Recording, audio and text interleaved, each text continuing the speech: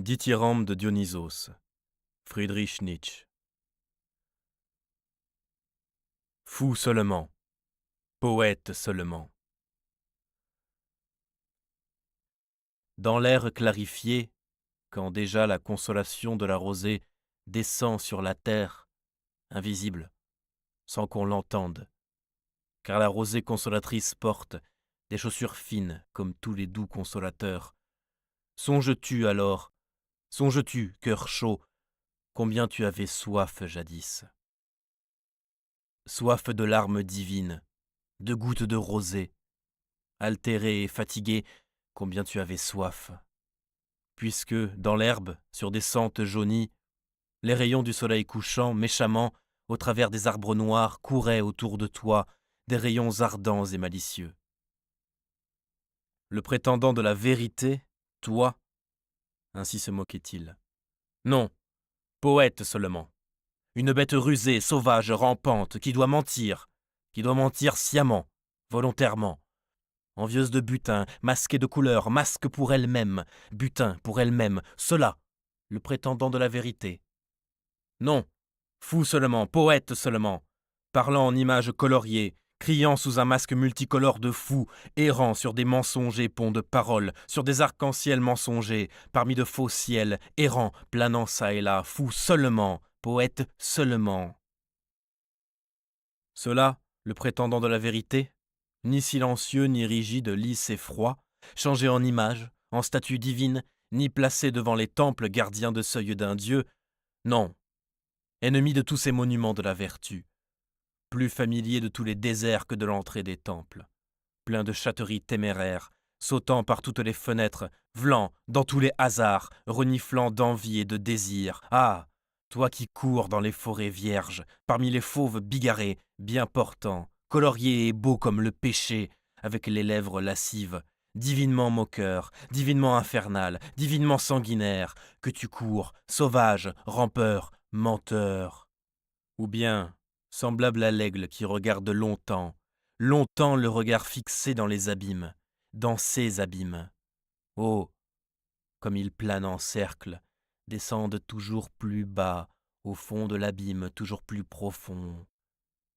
Puis, soudain, d'un trait droit, les ailes ramenées, fondant sur des agneaux, d'un vol subit, affamé, pris d'appétit pour ces agneaux, détestant toutes les âmes d'agneaux, haineux de tout ce qui a le regard, vertueux, l'œil de la brebis, la laine frisée, de tout ce qui est stupide et bienveillant comme l'agneau. Tels sont, semblables à l'aigle et la panthère, les désirs du poète. Tels sont tes désirs, entre mille masques. Toi qui es fou, toi qui es poète, toi qui vis l'homme, tel Dieu, comme un agneau, déchirer Dieu dans l'homme, comme l'agneau dans l'homme, rire en le déchirant. Ceci est ta félicité? La félicité d'un aigle et d'une panthère, la félicité d'un poète et d'un fou. Dans l'air clarifié, quand déjà le croissant de la lune glisse ses rayons verts, envieusement, parmi la pourpre du couchant, ennemi du jour, glissant à chaque pas, furtivement, devant les bosquets de roses, jusqu'à ce qu'il s'effondre, pâle dans la nuit. Ainsi suis-je tombé moi-même jadis, de ma folie de vérité, de mes désirs du jour, fatigué du jour, malade de lumière. Je suis tombé plus bas, vers le couchant et l'ombre. Par une vérité, brûlée et assoiffée, t'en souviens-tu? T'en souviens-tu, cœur chaud, comme alors tu avais soif? Que je sois banni de toute vérité, fou seulement, poète seulement.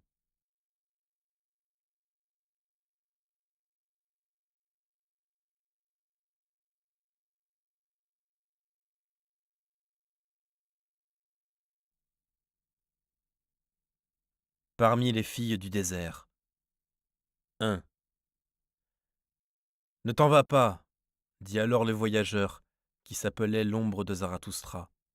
Reste auprès de nous, autrement, la vieille et lourde affliction pourrait de nouveau s'emparer de nous. Déjà, le vieil enchanteur nous a prodigué ce qu'il y avait de plus mauvais, Et, regarde donc, le bon pape qui est si pieux a des larmes dans les yeux, et déjà il s'est de nouveau embarqué sur la mer de la mélancolie. Il me semble pourtant que ces rois font bonne mine devant nous. Mais s'il n'y avait pas de témoins, je parie que le mauvais jeu recommencerait chez eux aussi. Le mauvais jeu des nuages qui passent, de l'humide mélancolie, du ciel voilé, des soleils voilés, des vents d'automne qui hurlent. Le mauvais jeu de nos hurlements et de nos cris de détresse. Reste auprès de nous, ô Zarathustra. Il y a ici beaucoup de misères cachées qui voudraient parler, beaucoup de nuages, beaucoup d'air épais. Tu nous as nourris de fortes nourritures humaines et de maximes fortifiantes. Ne permets pas que, pour le dessert, les esprits de mollesse, les esprits efféminés nous surprennent de nouveau.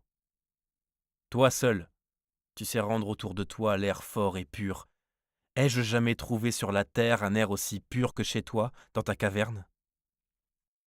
J'ai pourtant vu bien des pays. Mon nez a appris à examiner et à évaluer des airs multiples. Mais c'est auprès de toi que mes narines éprouvent leur plus grande joie. Si ce n'est... si ce n'est... Oh, pardonne-moi un vieux souvenir. Pardonne-moi un vieux chant d'après-dîner que j'ai jadis composé parmi les filles du désert. Car, auprès d'elles, on respirait toujours le bon air clair d'Orient. C'est là-bas que j'ai été le plus loin de la vieille Europe, nuageuse, humide et mélancolique. Alors j'aimais ces filles d'Orient et d'autres royaumes des cieux azurés sur qui ne planait ni nuage ni pensée. Vous ne vous doutez pas combien elles étaient charmantes quand, après avoir dansé, elles s'asseyaient d'un air profond, mais sans penser, comme de petits secrets, comme des énigmes enrubannées, comme des noix qu'il faut casser après dîner. Diaprés et étranges, en vérité, mais sans nuages, telles des énigmes qui se laissent deviner. C'est en l'honneur de ces petites filles qu'alors j'ai inventé mon psaume d'après-dîner. Ainsi parlait le voyageur, qui s'appelait l'ombre de Zarathustra. Et avant que quelqu'un ait eu le temps de lui répondre, il avait déjà saisi la harpe du vieil enchanteur, et il regardait autour de lui, calme et sage, en croisant les jambes. Mais de ses narines, il absorbait l'air lentement, et comme pour interroger, comme quelqu'un qui, dans les pays nouveaux, goûte de l'air nouveau. Puis, il commença à chanter avec une sorte de hurlement. 2. Le désert croît. Malheur à celui qui recèle des déserts. Ah, solennel, indigne commencement, d'une solennité africaine, digne d'un lion ou bien d'un hurleur moral. Mais ce n'est rien pour vous, mes délicieuses amies, aux pieds de qui il est donné de s'asseoir sous des palmiers à un Européen, celle-là. Singulier en vérité, me voilà assis, tout près du désert et pourtant, si lion déjà du désert et nullement ravagé encore, dévoré par cette petite oasis, car justement elle ouvrait en bâillant sa petite bouche charmante, la plus parfumée de toutes les petites bouches, et j'y suis tombé, au fond, en passant au travers, parmi vous, vous, mes délicieuses amies, celle-là. Gloire, gloire à cette baleine qui veilla ainsi au bien-être de son hôte, vous comprenez, mon allusion savante? Gloire à son ventre, s'il fut de la sorte un charmant ventre d'oasis, tel celui-ci, mais je le mets en doute, car je viens de l'Europe, qui est plus incrédule que toutes les épouses, que Dieu l'améliore. Amen. Me voilà donc assis, dans cette plus petite de toutes les oasis, semblable à une datte, brun, gorgée de sucre doré, avide d'une bouche ronde de jeune fille, plus encore de dents canines, froides, blanches comme neige, tranchantes, car c'est après elle que languit le cœur de toutes les chaudes dattes.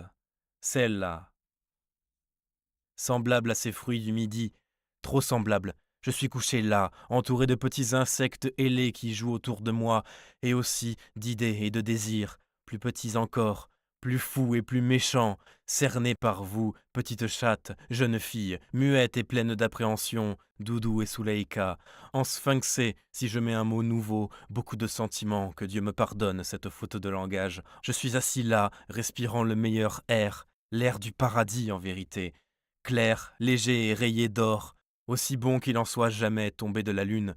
Était-ce par hasard, ou bien par présomption, que cela est arrivé? Comme content les vieux poètes, mais moi, la douleur, j'en doute, car je viens de l'Europe, qui est plus incrédule que toutes les épouses. Puisse Dieu l'améliorer. Amen. Respirant l'air le plus pur, narines gonflées comme des gobelets, sans avenir, sans souvenir, ainsi je suis assis là, mes délicieuses amies, et je regarde la palme qui, comme une danseuse, se courbe, plie et se balance sur les hanches. On l'imite quand on la regarde longtemps, comme une danseuse qui, il me semble, s'est tenue trop longtemps, dangereusement longtemps, toujours et toujours sur une jambe. Elle en oublie, comme il me semble, l'autre jambe, car c'est en vain que j'ai cherché le trésor jumeau, c'est-à-dire l'autre jambe, dans le sein voisinage de leur charmante et mignonne jupe de chiffon, jupe flottante en éventail. Oui, si vous voulez me faire croire tout à fait, mes belles amies, je vous dirai qu'elle l'a perdue. Ouh, elle s'en est allée pour toujours, l'autre jambe. Oh, quel dommage pour l'autre jambe si gracieuse. Où peut-elle demeurer abandonnée en deuil, cette jambe solitaire, craignant peut-être un monstre méchant, un lion jaune et bouclé d'or, ou bien déjà rongée, grignotée, hélas, hélas, misérablement grignotée, celle-là. Oh, ne pleurez pas, cœur tendre, ne pleurez pas, cœur de date, sein de lait, petite bourse au cœur de réglisse. Sois un homme, Soulaïka, courage, courage, ne pleure plus, pas le doudou, ou bien faudrait-il peut-être ici quelque chose de fortifiant, fortifiant le cœur, une maxime embaumée, une maxime solennelle? Ah, montez, dignité, souffle, souffle de nouveau, soufflet de la vertu, ah, hurlez encore une fois, hurlez normalement, en lion moral, hurlez devant les filles du désert, car les hurlements de la vertu, délicieuses jeunes filles, sont plus que tout ardeur d'Européen, fringale d'Européen, et me voici déjà, moi, l'Européen, je ne puis faire autrement que Dieu m'aide, amen. Le désert croît, malheur à celui qui recèle des déserts. La pierre heurte la pierre, le désert dévore et étrangle, la mort formidable jette un regard ardent et brun, et mâche, sa vie, c'est sa mastication. N'oublie pas, homme, que la volupté dessécha. C'est toi, la pierre, le désert, c'est toi la mort.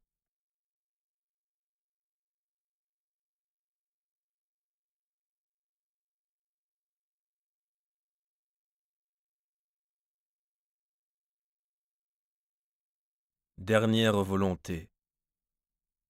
Mourir. Comme jadis je le vis mourir. L'ami qui, dans mon obscure jeunesse, divinement lançait des éclairs et des regards, impétueux et profonds, un danseur dans la bataille.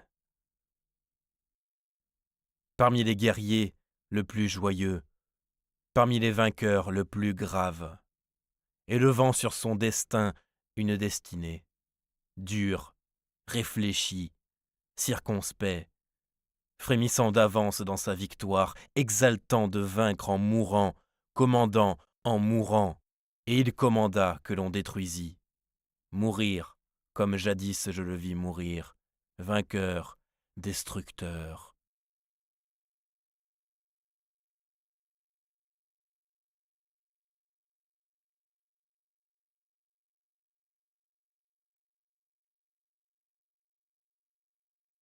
Parmi les oiseaux de proie.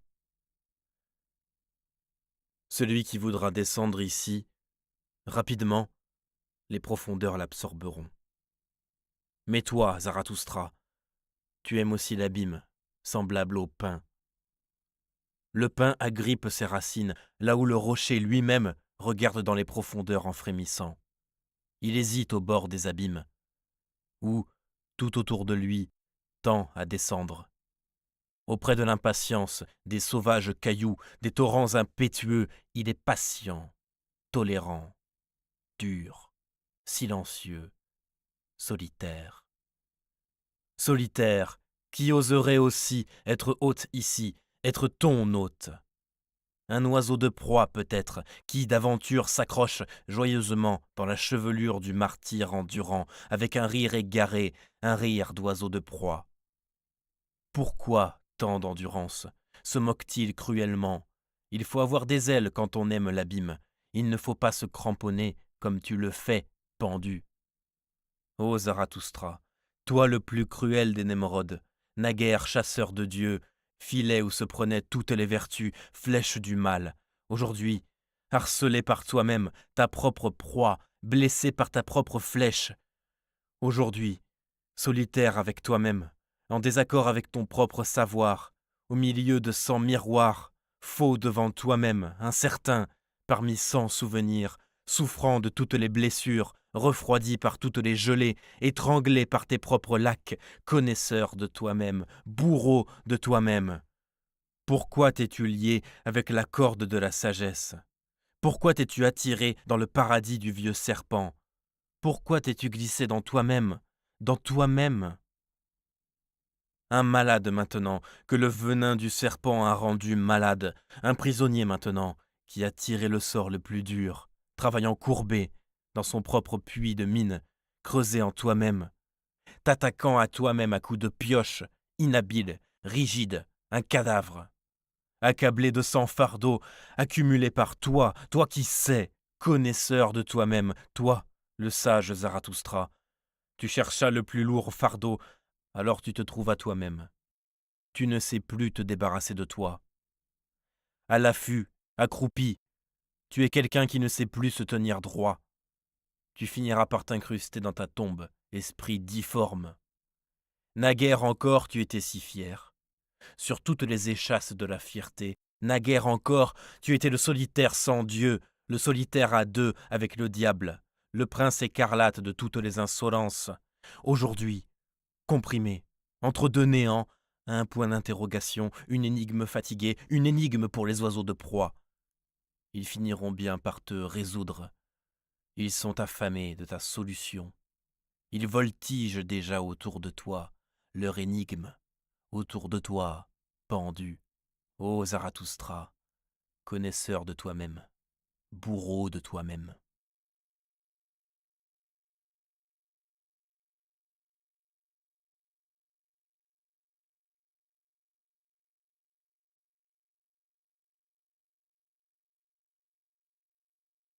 Le signe du feu. Ici, où, parmi les mers, l'île a surgi, pierre du victimaire se dressant escarpée, ici, sous le ciel noir, Zarathustra allume son feu des hauteurs.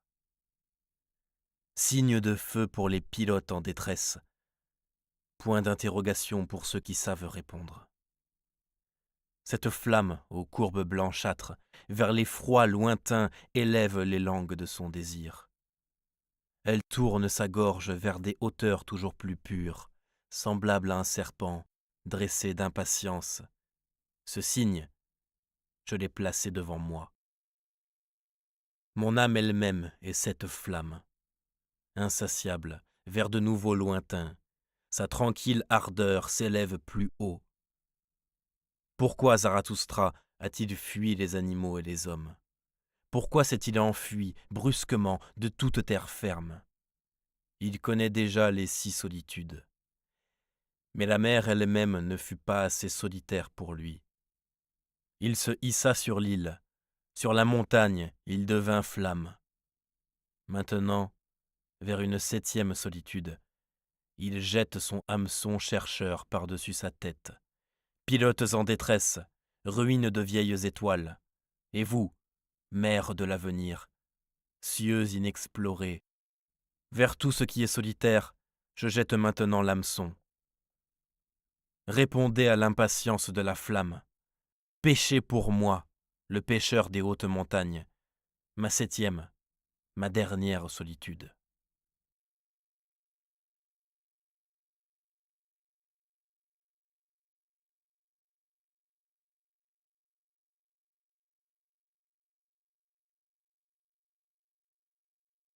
Le soleil décline.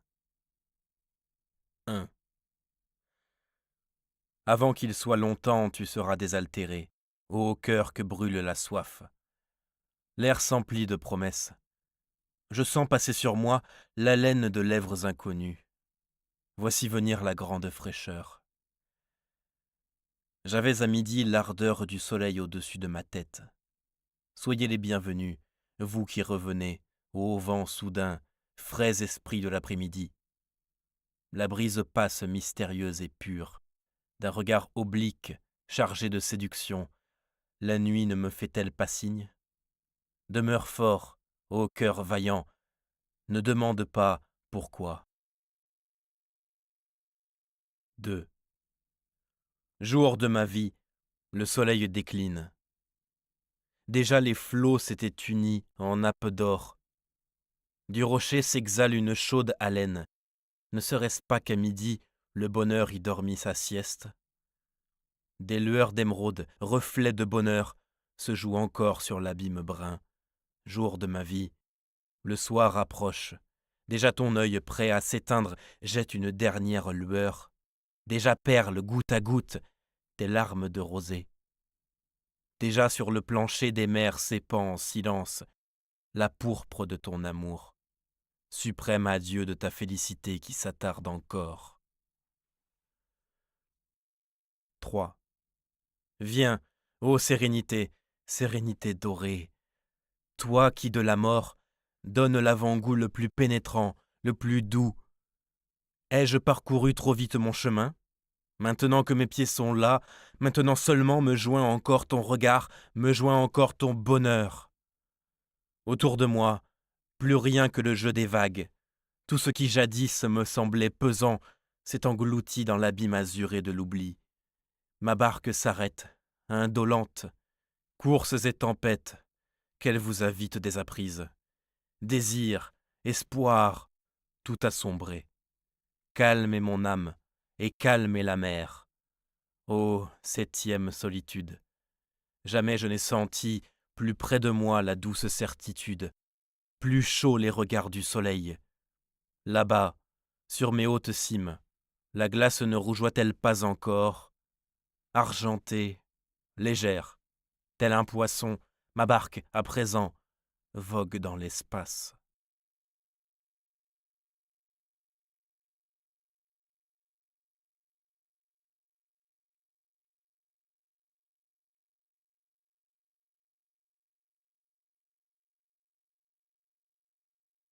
Plainte d'Ariane. Qui me réchauffe, qui m'aime encore. Donnez des mains chaudes, donnez des cœurs réchauds, étendus, frissonnantes, pareilles aux moribonds à qui l'on chauffe les pieds, secoués, hélas, de fièvres inconnues, tremblantes devant les glaçons aigus des frimas, chassées par toi, pensée, innommable, voilée, effrayante, chasseur derrière les nuages, foudroyé par toi, œil moqueur qui me regarde dans l'obscurité. Ainsi je suis couché, je me courbe et je me tords, tourmenté par tous les martyrs éternels, frappé par toi, chasseur le plus cruel, toi, le Dieu inconnu. Frappe plus fort, frappe encore une fois, transperce, brise ce cœur, pourquoi me tourmenter de flèches épointées? Que regardes-tu encore, toi que ne fatigue point la souffrance humaine, avec un éclair divin dans tes yeux narquois?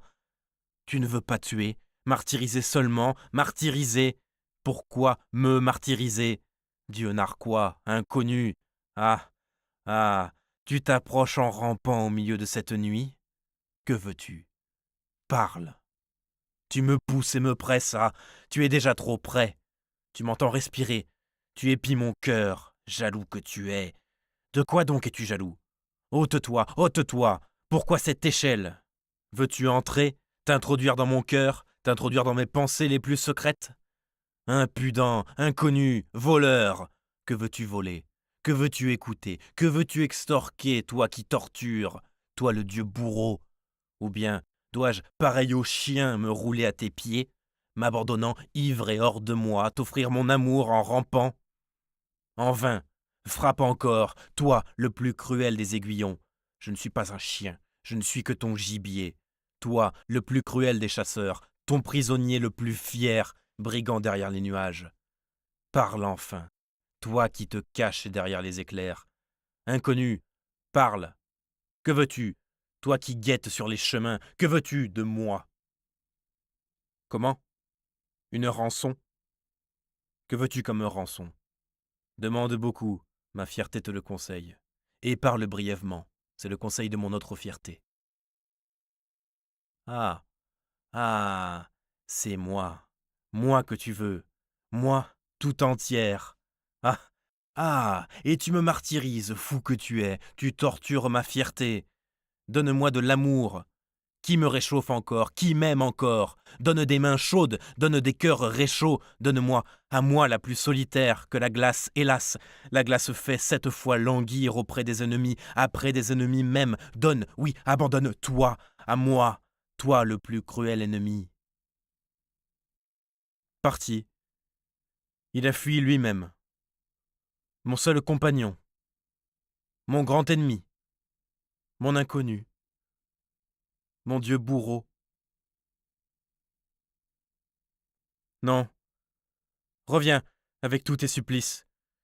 Toutes mes larmes prennent vers toi leur cours, et la dernière flamme de mon cœur s'éveille pour toi. Oh, reviens, mon Dieu inconnu, ma douleur, mon dernier bonheur. Un éclair. Dionysos apparaît dans une beauté d'émeraude. Dionysos. Sois avisé, Ariane. Tu as de petites oreilles. Tu as mes oreilles. Mets-y un mot avisé. Ne faut-il pas d'abord se haïr si l'on doit s'aimer? Je suis ton labyrinthe.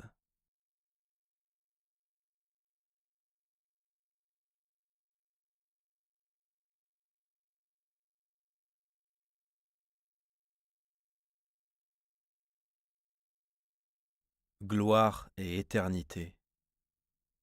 1. Depuis combien de temps es-tu déjà assis sur ta mauvaise fortune? Prends garde, tu finiras par me couver un œuf de basilic, avec ta longue désolation. Pourquoi Zarathustra se glisse-t-il le long de la montagne? Méfiant, ulcéré, sombre, il épie depuis longtemps, mais, soudain, un éclat lumineux, terrible, monte de l'abîme vers le ciel. La montagne elle-même se secoue les entrailles, où la haine et le coup de foudre se sont unis en une malédiction. Sur la montagne demeure maintenant la colère de Zarathustra. Pareille à un orage menaçant, elle glisse le long de son chemin.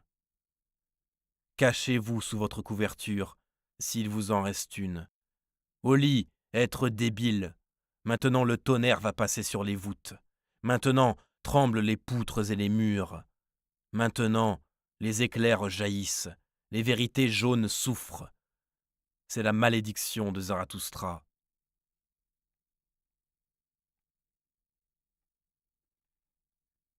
2. Cette monnaie dont se sert tout le monde pour payer, la gloire, je mets des gants pour toucher cette monnaie, avec dégoût je la piétine. Qui veut être payé? L'agente vénale. Celui qui est à vendre saisit d'une main graisseuse ce clinquant vulgaire de la gloire. Veux-tu les acheter? Ils sont tous à vendre. Mais offre un bon prix. Fais sonner ta bourse pleine, sinon tu les affermis, tu affermis leur vertu. Ils sont tous vertueux, gloire et vertu, cela s'accorde tant que vivra le monde. Il payera le caquetage de la vertu avec le cliquetis de la gloire. Ce bruit-là fait vivre le monde. Devant tous les vertueux, je veux être débiteur de toutes les grandes dettes. Devant tous les raisonnateurs de la gloire, mon ambition se fait vers de terre. Parmi de tels gens, il me prend envie d'être le plus humble. Cette monnaie dont se sert tout le monde pour payer la gloire, je mets des gants pour toucher cette monnaie. Avec dégoût, je la piétine.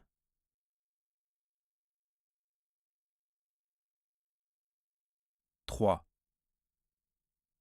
Silence. Devant les grandes choses, j'en vois.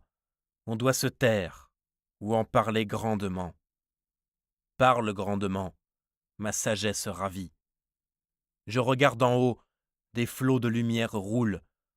Ô nuit, ô silence, ô bruit de mort, je vois un signe. Des lointains les plus éloignés descend vers moi, lentement, une constellation étincelante. 4. Suprême constellation de l'être, table des visions éternelles, est-ce toi qui viens à moi? Ce que personne n'a vu, ta muette beauté, comment ne fuit-elle pas devant mes regards? Emblème de la nécessité, table des visions éternelles, mais tu le sais bien, ce que tous haïssent, ce que je suis le seul à aimer, tu sais bien que tu es éternel, que tu es nécessaire. Mon amour ne s'enflamme éternellement qu'à la nécessité, emblème de la nécessité, constellation suprême de l'être, que nul vœu n'atteint, que nulle négation ne souille, éternelle affirmation de l'être, éternellement je suis ton affirmation, car je t'aime, ô éternité.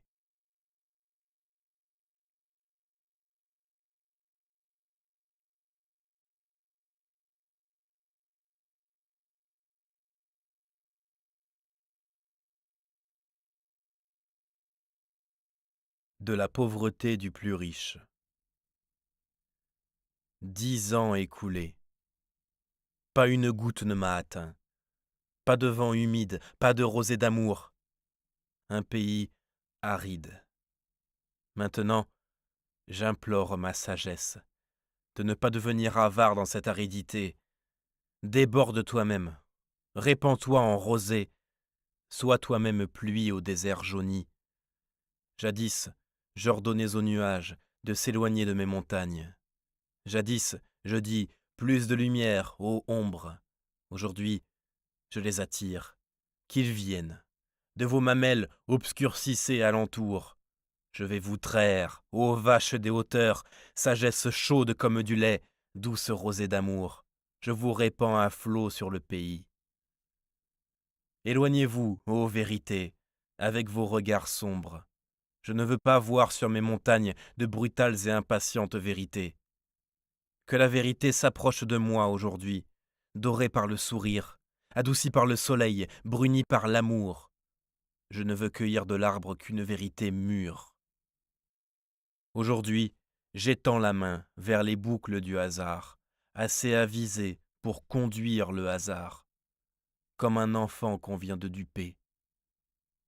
Aujourd'hui, je veux être hospitalier, même envers l'importun. Je ne veux pas me hérisser contre la destinée. Zarathustra n'est pas un hérisson.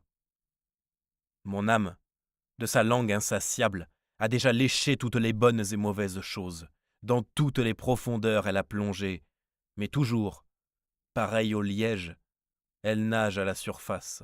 Elle glisse comme de l'huile sur de brunes mers. À cause de cette âme, on m'appelle heureux. Qui sont pour moi père et mère? Mon père n'est-il pas le prince abondance et ma mère le sourire tranquille?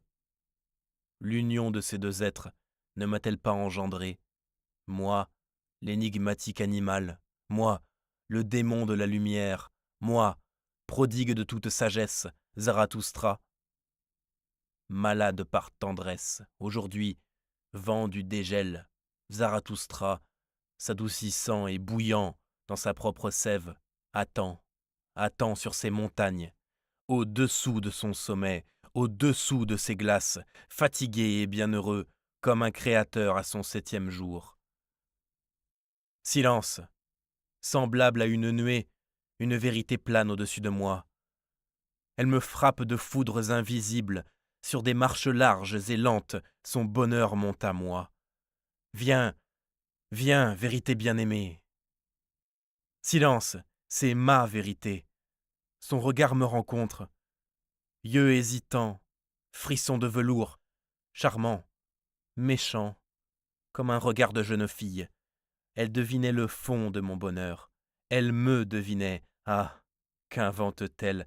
Un dragon de pourpre guette dans l'abîme de ses yeux d'enfant. Silence, ma vérité parle. Prends garde à toi, Zarathustra. Tu ressembles à celui qui aurait avalé de l'or. On finira par t'ouvrir le ventre.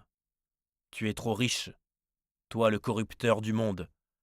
Tu fais trop d'envieux, tu fais trop de pauvres. Ta lumière jette de l'ombre, à moi aussi. Je grelotte. Va-t'en, riche. Va-t'en, Zarathustra, loin de ton soleil. Tu voudrais donner, te défaire de ton superflu, mais le superflu, c'est toi-même. Sois avisé, ô riche, donne-toi toi-même d'abord, ô Zarathustra. 10 ans écoulés, pas une goutte ne t'a atteint, pas de vent humide, pas une rosée d'amour. Mais qui donc devrait t'aimer, toi qui es trop riche? Ton bonheur sèche alentour, appauvrit en amour un pays aride. Personne ne te remercie plus. Pourtant tu remercies chacun de ceux qui prennent pour toi. C'est à cela que je te reconnais, toi qui es trop riche, toi le plus pauvre de tous les riches. Tu te sacrifies, ta richesse te tourmente, tu te donnes toi-même, tu ne t'épargnes pas, tu ne t'aimes pas. Le grand tourment te force toujours, le tourment des greniers trop pleins, du cœur débordant. Mais personne ne te remercie plus. Appauvris-toi, ô sage sans sagesse, si tu veux être aimé. On n'aime que ceux qui souffrent. On ne donne de l'amour qu'aux affamés. Donne-toi toi-même d'abord, ô Zarathustra. Je suis ta vérité.